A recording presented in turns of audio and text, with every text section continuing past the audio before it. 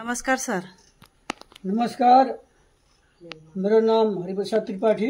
म बाँसगढी नगरपालिका ward number 6 प्रगट नगर टोलमा बस्दछु। हजुर। र मलाई चाहिँ सुगरको र पाइल्सको साथै थाइराइडको समस्या थियो। त्यो समस्या यस औषधिबाट त्यो समस्या मेरो समाधान भएको छ। कुन मेडमबाट जानकारी पाउनुभयो सर? मैले खाएको चाहिँ 1 महिना भयो।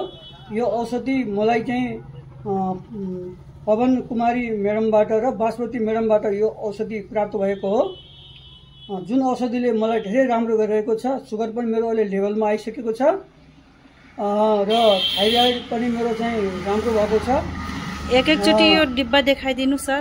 यो औषधि हो फाइबर। हजुर। यो औषधि हो, एउटा यो औषधि हो। यो औषधि बिहान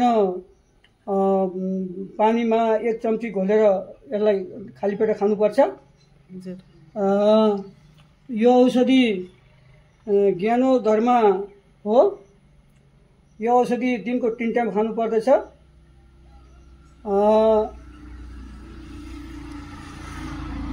यो औषधि क्याल्सियम हो। यो औषधि दिनको 2 टाइम खानु पर्दछ।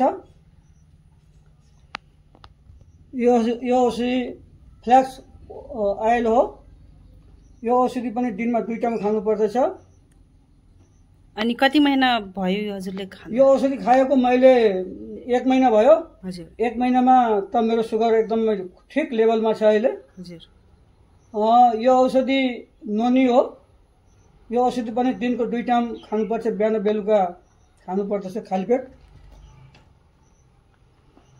यो औषधि सीएमडी यो औषधि सीएमडी हो। यो 1 लिटर 1.5 लिटर पानीमा 8-10 थोपा हालेर खानुपर्दछ।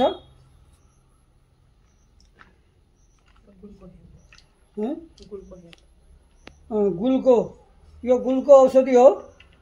यो पनि दिनको 2 टाइम खानु पर्दछ। 3 टाइम खानु पर्दछ है, सरी 3 टाइम खानु पर्दछ। यो एलार्जिन हो। यो चाहिँ बिहान पानीमा 1 पुडियाको आधा पुडिया 1 गिलास पानीमा घोलेर र फेरि आधा पुडिया भोलिपल्ट बिहान घोलेर खानु पर्दछ। यो औषधि फ्ल्याक्स आयल हो। यो हामीले चाहिँ अब 2 टाइम खाली पेटमा खानु पर्दछ।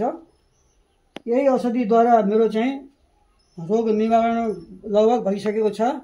फेरि पनि 1-2 महिना चाहिँ यो खानुपर्छ, खानुहोस् भनेर डाक्टर साहबले भन्नुभएको छ। अब त्यो औषधि मैले यो औषधि खाइरहेको छु। यो औषधिले मेरो शरीरको रोग सन्चो भयो, धेरै चाहिँ ठिक भइसकेको छ। ल हुन्छ सर, धन्यवाद। धन्यवाद।